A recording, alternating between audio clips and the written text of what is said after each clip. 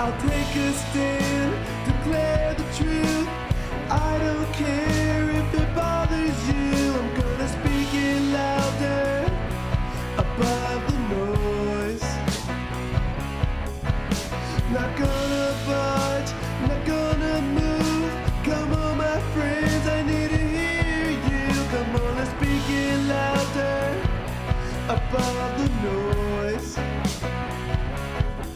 Come on, let's scream it louder with one voice. I unmask myself so the world can see something that's a part of my story. Not gonna hide it. Oh no, not gonna hide it.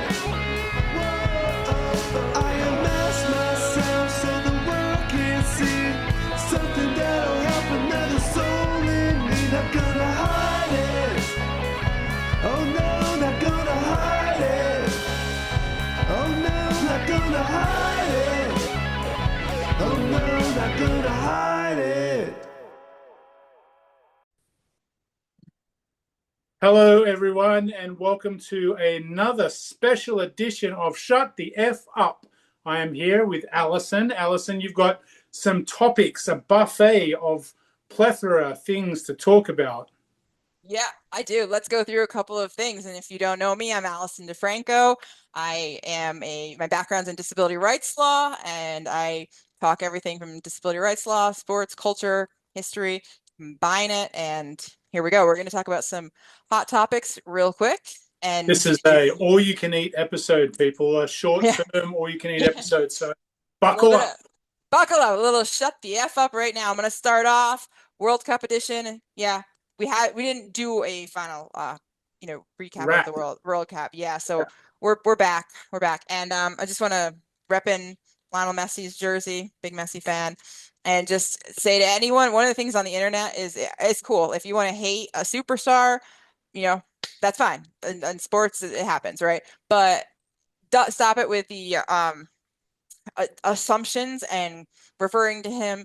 There's this little autistic man, he needs to stop this, that, whatever. I want to be clear, there is nothing wrong with somebody that autism or not, but it's not okay for you to be like autistic man, this, that type of stuff. And any other athlete or any person you do that in pop culture that has never identified that, has never talked about it, shut the fuck up. Yeah, labeling is not good in any way. You shouldn't label people. You need to get away from labeling.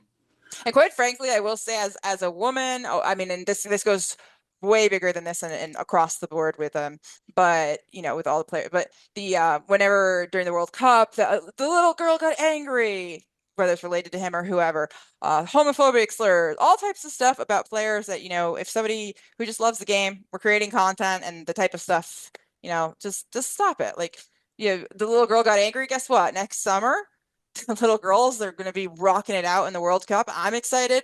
I know you're excited because I'm going to be trying. I am excited because I need to, teach you about the Matildas. And she wanted me to sing the song, but that's going to have to wait until I get the scarf. But definitely the Matildas, the Australian women's soccer team, are a thing. So familiarize yourself with Matilda. That's really interesting. I can't wait for learning more. We will be covering more about, leading up to the Women's World Cup. So if you missed the World Cup already, first off, there's all of the leagues going on around the, world. Check them out. There's so much fun there. But also, we'll definitely be keeping you updated. And the amputees, World Cup for amputee soccer is coming up soon. So we'll share some information about that. Who is your Premier League team, Alison? Oh, don't put me on the spot. I need to know, I think, because I am a long-term Nottingham Forest supporter. And when I was young, Nottingham Forest used to win everything. They won the European Championship, the Premier League. They had a really good team. And then for probably 15 to 20 years, they were in second division. And the last 3 years, they came up and they've been in the Premier Division. And I think we finished as high as 6th or 7th. So I'm very happy. I went and saw a Nottingham Forest game in person at their home ground, and they won 4-1. So I was pretty happy about that and got my merch. So that's sweet. We're talking English Premier League. I have the scarf, I have the beanie, I have the shirt. I'm all rocked out. Yeah, I think with the it's kind of a funny one, but probably Man U. Oh, you're Probably. such a Well, bandwagoner. no, I'm not. I just was, like, I'm sorry, the 2006 World Cup, it just had so many good memories. And Wayne Rooney just won my heart when he went out the field, that whole like throwing the cleats down. And then yeah, that was the same year that him and Ronaldo, they were both on Manchester United. And that like the cleat thing was just like, wow, I love it. Like he had come off an injury. It was really impressive, right? I feel But like you need to do some homework and get familiar with Eric Cantona. And Eric Cantona was a French player that played for Man U in the 90s. He was quite okay. a controversial figure. He did kick a fan. Sorry. So, be careful about supporting Man U. They do have a little bit of a history. Sure. The thing is I always, because when I was in London, like living there, working there in a family law firm, and actually did a lot of representation of children with disabilities and different things. Yeah. It's like you just start learning about the different clubs and stuff, but it was right around the same time I was still like, so it's probably not the best reasoning that just because I was like, that's funny, he took If his you're in cleats off. London, though, Because shouldn't it that was be also when he was like a really like young up, and I think he was like 20, he right? but that same World Cup was the one where him and Ronaldo were on Man U, right? And the famous like little Yes. whatever and the wink thing. I mean, I was like, this is great. I thought they were gonna have a big punch up when they got back to Man U. I was all excited for it, and it seems like from everything they say that they got along. But yeah, I don't feel super strong. It's not like La Liga with Barcelona, Yeah. Like I do have a Barcelona shirt, actually, okay, so yeah, I'm prepared for Barcelona. All right, yeah. what is course two of our all-you-can-eat buffet today? Yeah, so we're going to do a total switch on this one. And we just want to cover, obviously, a really big topic. Everyone has a lot of opinions. It's the Lindsay Clancy case.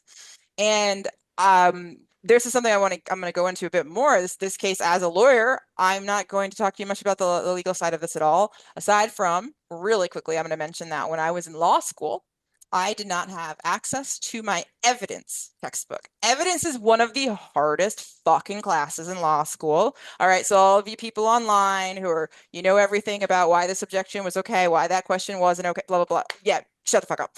But I thankfully, the reason I didn't I have, need to point to the "shut the f up" sign. yeah, like shut the F up, like seriously. But but it's been interesting, because of the way that why I didn't have access. I guess I will get into this very quickly. Was this back in the day? I'm not joking, right? I used to like you get the book, because this was before the public publishing companies would, if you proved that you had the receipt, send the ebook. Yeah. This was still like right in that time period when we were in that fight, like NFB and others were in the fight to get that type of, hey, proof of receipt. Okay, so Yep. I would have to go buy the book. I would go to disability services. They would rip it bound, by bound, and they would Yep. have to have it literally, Yep. 1,000-page book. And for whatever reason, I don't know why, because I had a really, really great person like who took care of a lot of stuff. I'm not sure how it got slowed down. But again, very hard class, and thankful, to a professor that I spoke with, who made it as much possible for accessibility, would give me notes after class. Thankful to some of my friends that at this point they I was starting to be very open with people. But I did choose that you could take two classes in my law school, pass fail. I mean, I chose to take a pass fail because I did not have anywhere near equal access to that. Yeah. That's challenging. But good on all of y'all on the internet that just think you know everything about everything. So No, you but don't what have access to evidence. You don't know how evidence works as a lawyer, but I do, uh, I'm yeah. sure that you do have an opinion and some thoughts on this case. Well, I do have a lot of, there's a lot of opinions and thoughts, but the big thing that I want to really highlight from our angle when we're talking about disability rights and disability issues that sometimes gets really left out of conversations is how much this is bringing up mental health, postpartum depression, anxiety, all of the topics. And you're seeing a lot of conversations. I'm seeing a lot of people, a lot of women coming out, creating content saying, hey, let me tell you what my experience was. It's raising and elevating a conversation that needs to be elevated. And this is part of the disability discussion. And a lot of people don't realize that episodic situations, and I always talk about, man, we got to, we have to be there for across the movement, and mental health is sometimes very much left out. So I will say with this case, instead of getting into my full opinion and all of that, It's more that it's raised and elevated a conversation that's an important conversation. And from your perspective, what you've seen on the news? Is this something that you've also been seeing how it's being talked about? I feel like, I've, in a sense, been fortunate to know women who have gone through quite severe postpartum depression and the realness of it and how overwhelming it is Yeah. for the woman. And, as men, we have a perspective about what it is, but we really don't know. And to the point where, people who I know have gone through psychiatric treatment, been in hospital, Mhm. had so many extreme things to deal with, whilst still, trying to connect with their child Mhm. and love their child. It's Yeah. something that you can't even like bring your mind to. And I think that's the thing that I want to say is we just don't have an understanding. We have an assumption, we have a broad view about disabilities, mental health, all these things, but it's not informed oftentimes. And then we portray our uninformed opinions on people who are going through that, which Yeah. makes it doubly hard for people to come out and talk about what's Yeah. actually going on. And, I think as we look at cases like this, we just need to understand that the support is, you have your opinion, of course, on what the case is, but the support for people going through this is interesting. And in Australia, we had a day dedicated. It's called the "Are You OK" Day, and we just asked the question, and it was good to be able to just bring it out into the public and have some education on it and ask people how you're going. Because Yeah. Yeah. suicide rates are through the roof, and Yeah. depression and anxiety are through the Yeah. roof, and we don't talk about it enough. And when we do talk about it, we kind of get vilified for it. So it Or it's when a tragedy right. happens. It's when a tragedy happens, and can we be having these conversations not just when the tragedy happens? I I have had two students that tried to commit suicide, and both of them were pretty much exactly the same of what happened, and they both went completely blind. Luckily, they didn't lose their lives, but when both of them talked to me and said they would never do it again, and they wish that they had more help to be able to not get to that point. But it was a Yeah. learning curve for them. So Yeah. these things happen all the time, every day, Yeah. and it's important to understand the Right. And I think that the only way to take things that face so much stigma, which this is a hugely stigmatizing issue, is related to this for women, we're going to talk about military very quickly in a second here, but the only way to really challenge stigma is to be able to talk about it, to share and open up stories. And I will say that's one thing I think out of this case, seeing so many women come out and talk about it. And as someone with endometriosis, someone who actually has infertility, cannot have a child. I want to say something. I think I also, am really impressed with in a community where we also there's a lot of mental health stigma and things. It goes, 7 to 10 years to diagnose. In my case, it's about 10 years from when it became very active. You go through a lot. You're told a lot of things in the same way, that I'm hearing to all the women that are sharing their stories after having a child. You're told it's this, it's in your head, it's that, to the point you start believing like maybe this pain is just made up. Maybe I'm yeah, just throwing up because of what I'm eating, right, so I think that these are things that we just, again, to challenge stigma, it has to be talked about. And I know that can be really hard. And that's part of the reason we have Shut the F Up. And I yeah, think, to talk about those issues that are uncomfortable to talk about. yeah. And I think that's the important part. And I just ask people that are uninformed and have an opinion to do some research, like to understand that just because you don't have it or you don't think about it, it doesn't mean it doesn't exist. And that's a really important thing Yeah. to talk about. And yeah, exactly. And we're going to really quickly switch, topics. I didn't look up the statistic, but I believe the last statistic for coming out of veterans, the U.S. veterans, is still around 22 suicides a day. A day. Now, I bring that up very quickly to bring up the mental health thing. We have support our troops, and I don't, but however you feel about political, whatever, any of that, It's always been they're not the ones making the Yeah. decisions and stuff. And I These want to people are talk putting themselves on the line for you, and right. can be put into combat at any time to Yeah, protect you and your rights and your freedom. And so that's an important thing to talk about. sure. And I want to just really quickly talk about the USS Abraham Lincoln. I now am seeing a few other ships in similar situations we're getting, but they've been on a deployment for over 9 months.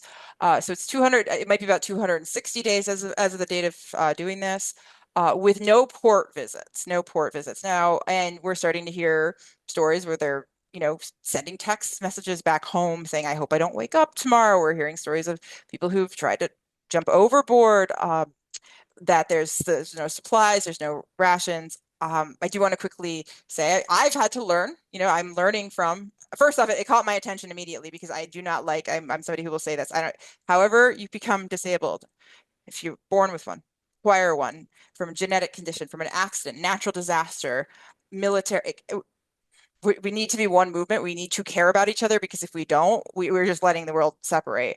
And this is, a thing where I've posted a video and I'm just watching the different comments in mine and other people's videos, where a lot of people are like, oh, literally, they're weak. They signed up for it. They're these things. So I've been really trying to learn from people who are veterans who've been on long deployments, and there's been a couple who've said, hey, yeah, my longest deployment on board a carrier like that was 10 months. But here's the thing, we had every month we had a post visit stop, and like that's what we looked forward to. And then they also explain the other thing is the resupplies and that, so I'm just, again, it's people on, just the general conversation sometimes of somebody's weak, or I have seen a few people say, well, it was harder when I was in my service or whatever it may be. I just want to kind of say, hey, you know what? Let's remember hardship is not a competition, and these are real issues. And if you think somebody is weak, again, that is why people don't talk about mental health issues. That is why we don't know sometimes how not okay somebody is doing until something tragic happens, or they try to take, because if they're told they're weak every single day, if they're told this or that, So I did want to bring that up really quickly to, it's another really hot topic. Yeah, I think it's such a relevant issue now when troops are deployed. I can tell you that as CEO of Disability Sports Australia, I worked a lot with the Defence Force. I worked a lot with servicemen and women coming back after deployment and dealing with PTSD and dealing with real life situations that you couldn't even imagine in some cases. And, they like have nightmares about it every night. They wake up in cold sweats. They've done things that you couldn't even imagine doing. And so they put themselves on the line for their country to be able to serve. And it's extremely difficult bringing them back into communities where they don't have support. So on both sides of serving, they rely and they treat the military as their family, right? And so imagine you're in a family environment and you think, okay, well, I'm going to get rations, I'm going to get food, I'm going to get certain things as part of being of this family, and then suddenly you don't have anything, right? And so you rely on each other, and you have to rely on each other, is what veterans have told me. My grandfather served in World War II. He talked to me about what that was, and I was really valuable. Like it was so valuable just to learn about that and the mateship that happened, and you're looking after each other for each lives, and you're part of a family. So when you get let down by your family, which is the military, and not supplying troops with what they need, that's unacceptable, and that leads to that mindset of, oh, I signed up for this. I thought they were supporting me. I'm supporting them. I'm doing this job. I'm not getting what I want in return because that's what we agreed on was supposed to happen. That can create real mental illness, and especially when you're isolated, out to sea, not with other human contact. You're away from your family, you're away from your friends. You're very isolated in what you're doing, and you have long shifts that also put mental health issues together. Yeah. So I think there's a lot of different factors that people just don't take into consideration when they say a serviceman's weak, or they should harden up, or whatever that is that they say. We need to start Yeah. to think more about what these actual real life conditions are and the real life things. And would you sign up to go and do that? Would you leave your family, for 10 months or a year? Yeah. Or, would you be without these things? No, probably not. So, we just need to think about these things and talk Right. about them broadly. Exactly. And also, just understand that there's more to it if people are just seeing the headlines and they want to say this or that, Yeah. that there's a reason they haven't been resupplied, and that's because the bases that have been in places that would be resupplying have been Yep. attacked. So Yep. there's a lot of things. But yeah, I mean, I've seen some really good, I want to say credit to veterans that are speaking out. I'm not a veteran, obviously. They wouldn't have let me in, even though I've had a lot of people tell me I should be sent. Unfortunately, I will say is my legal blindness. Sorry to all you rude people who write that, but a lot of credit to the veterans who are speaking out, bringing up issues. And I think I saw one woman who said, she was on a 10-month deployment. They did have the port visits, once a month. They had their supply shipped, at times. But there was one point where they were running a little low in supplies and somebody found a lifesaver and they literally got in a fist fight. And she won it though, so she's happy over lifesaver. So just to put it out there, so credit, and again, to me, this is a movement that we've been divided, we've been whatever, and I We just could never be divided over supporting our troops. I think that's well, a well, thing I that, mean, disability too, though, yeah, and I think that's where sometimes people, in places I've worked in the world, sometimes there's a lot better support. There's a lot of respect in a way that somebody who is born with a disability, like legally within legal respect, social respect, all of that. But the reality is like, we're one movement. yeah. Yeah. So And we're 15% of the whole population, so yeah. it's something to remember. And so many veterans, like, unfortunately, are injured in battle. We have so many veterans returning with disabilities, Hmm. and they really struggle to go back into society. They feel like they don't have the support, they don't have that family environment. They're trained on being in a routine that's completely uprooted and moved. Yep. And so, they're just, it's very difficult for especially veterans with disabilities to come back after serving.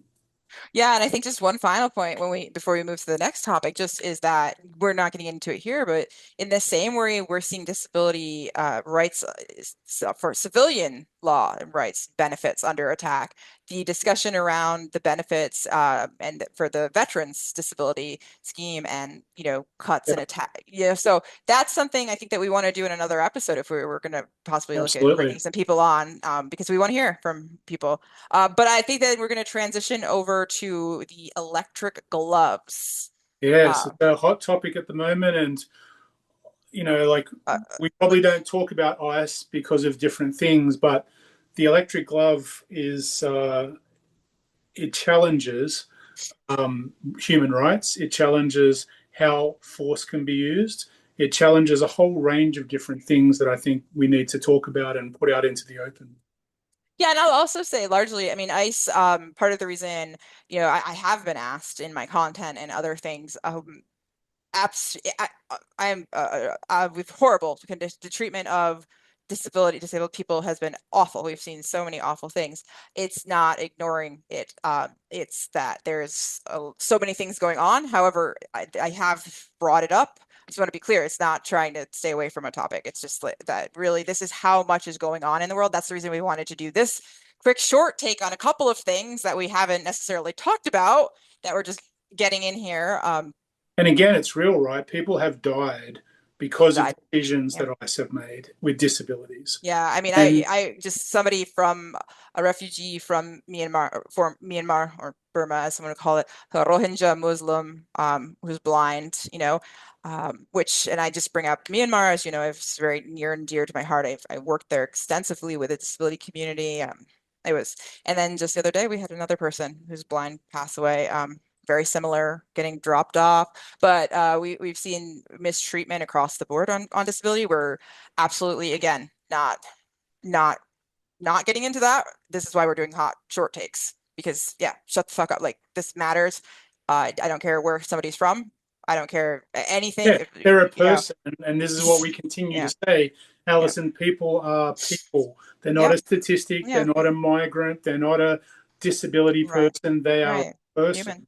Humanity, yeah. Yeah, And I think that and I just do want to do a shout out because another reason is there's so many people that are doing an excellent job of bringing up the human rights violations in a way that, again, coming from the human rights disability background, that where I see my contribution is giving, wow, those people have got this, because we have to all pick topics we could be talking about. But the reason the electric gloves is just coming up, again, because we're just doing a quick thing, is like, shut the fuck up. Why does anyone need those? Like, why? I've, again, looking into studying tactics of de-escalation, I'm now learning, okay, a taser may make sense if, because there's a distance thing, but why are you having your hands on somebody and being able to electric shock them? yeah, Okay, now this is something I don't know enough about, but that can be fatal, by the way, yeah. fatal. And the You other thing is don't know what they we've have. seen it used in schools on kids with disabilities already. So tell us about that. I don't, I'm just seeing some of this stuff. This Yeah, is stuff, the reason we wanted to do this sort of short special edition, short hot take on a couple of different things and show the diversity of topics. yeah, That this is just a little like drop in the bucket, right? yeah, But yeah, there have been numerous reports of it, these electric shock gloves being used. I believe it was in a school in Massachusetts for kids with disabilities. But I also saw I do not want to be quoted with the wrong place. yeah. There was another one, Okay. Yeah, but where they're being used as a form of punishment or correction. But it's a problem, and it's a problem, that just starting to see it just, and yeah. It can young. blow out of context really easy, right? So you're in a situation where you're an agent and you've got a glove, and Yeah. maybe you've had a bad day or you've had another incident before you Mm-hmm. get to this person, and you don't have control and you use it inappropriately. It's so easy to do that, right? And so, like, I come from a country that doesn't have guns, as an example, right? Mm-hmm. So there's different ways to de-escalate, and I feel like Mm-hmm. using an electronic glove to de-escalate is probably a recipe for more incidents that Right. is going to come up.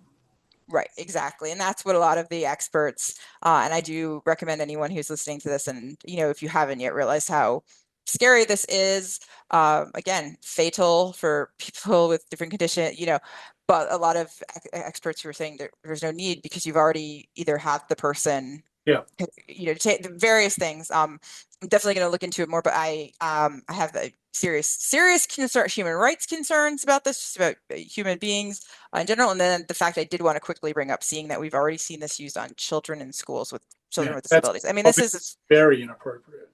it's all very inappropriate. So, But it um, goes back to the bigger problem, right? Is we don't see people as people anymore. yeah, We see them as immigrants or illegal immigrants. We see them as yeah, disabled rather than people with a yeah, disability. And we put them in situations where we're not treating them as humans anymore. And yeah, that is the big issue, right? That's what we're talking about, is sure. rights. It comes back to everything comes back to human rights, right, Alison? Just, yeah, human rights, humanity, caring, just because you've never met someone, you don't know someone in a specific situation, not making judgments or assumptions, trying to learn. And I felt like, there were some beautiful moments during the World Cup, seeing people support around the world and different things. But, I'm not 100% convinced that a lot of people learn from that. And, Yeah, it's a big opportunity to put things out and talk about them, that's for sure. And that's what we try to do on this podcast. You yeah, might agree with us, you might disagree with us, but it's a discussion, right? And we want those things to be discussed rather than you have your yeah, opinion and you don't say anything. So sure. And talk to us. absolutely. Let me know what you think. The comments, I get some interesting comments. I will say the disability pride flag is something that we'll show in another video, because the amount of people who, when I have a disability pride flag behind me in videos, just so y'all know, that ask me what gender did I used to be. Again, why are you that I And we've you're just talked making, about this in another stop podcast. it. This is not something you should be saying about Yeah, trans people, making assumptions about trans, and you don't even know what right, flag it is. It's right. like, It's just, But and why are you taking a minute to write that? You need to get off the internet and you need to get a life if you're talking to people but on the that's the internet. degree of ignorance that we live Mhm. with, and that's the challenge, right? Is Oops. people who are uninformed and make assumptions Right. cause a lot of challenges for people who Well, already have challenges. but it's also so inappropriate that, because you think maybe that's a flag of something that you don't like, that you write like, shut the fuck up. Yeah. I could, I have the disability pride flag out there. I don't have enough room to put 55 million flags out there, but I could be I am a true ally, Yeah. and have a flag for that reason. And just the fact that somebody's wasting their time. Again, people, get off the internet and get yourself a fucking life. I was quoting Eminem there, by the way. Yeah, if that's the hate, try to learn, try to, you are seeing people that take the time and learn and come back and say, hey, wow, I'm sorry for things I said or did. And to those people, yeah. Good. Be informed, people. Yeah. Do your research, be informed, educate yourself. Yeah. That's what we're saying. Alison, all you can eat section. Any other final dessert pieces before we head out the door? Yeah, no, I think we covered a lot, and please drop comments. Tell us what you think. Either way, and just realize that we want to have these conversations, and these are conversations that people feel really strongly one way or the other sometimes, and Yeah. I feel really strongly that we just need to just shut the fuck up. All of us, me, you, everyone needs to shut the fuck up and just realize that these are conversations that there's stigma around. Now, like, seriously, shut the fuck up when you keep judging like a flag because you've never met a trans person, and you like go stop it. But like, Well, it isn't even that flag though, right? It's right. disability pride. It isn't even Right. a flag. You don't even know what the flag is. As soon as they know it's a disability flag, trust me, Because they're it gonna says come. pride, and you They're just gonna come after me for that as well. But like, Right. you know what? It's just like let's learn. Let's take a minute. Be nice. Be nice to your neighbor. Be kindness. 'Cause it's not that hard. I mean, It's if you're gonna come at her, you should definitely come at her because she's got an All Blacks jersey. That's a reason to come after her. Yeah, that's a reason. But for having a disability pride flag, that is not a reason. Yeah, and You got to distinguish your reasons, people. and telling me I don't have a disability, all of that stuff. All right, whatever. Oh yeah. You do you, people. You do you with your comments. But no, yeah, we had some fun. Covered some tough topics just in this quick, shorter take. Started off with again, sports thing. Just tying it all together. But we wanted to come on here and just do some big hot topics. And get Some it out hot there. topics. The all-you-can-eat buffet is over. Hope you've full of topics, and hope you'll talk to us about what you think. That's also important. Of course, you can shut the F up, but you can also talk like we're not afraid. So it's kind of on my shoulder, Alice. Yeah. Have both Not afraid to take a stand. Right. Everybody, come take my hand. And by the way, y'all, knowledge is power. Knowledge is power. All right. Peace. We're out. See you in the next episode. I'll take a stand, declare the truth. I don't care if it bothers you. I'm gonna speak it louder above the noise. Not gonna budge, not gonna move. Come on, my friends, I need to hear you. Come on, let's speak it louder above the noise. Come on, let's scream it louder with one voice. I unmask myself so the world can see something that's a part of my story. Not gonna hide it.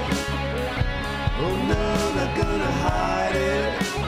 Whoa. I unmask myself so the world can see something that'll help another soul in me. Not gonna hide it. Oh no, not gonna hide it. Oh no, not gonna hide it. Oh no, not gonna hide it.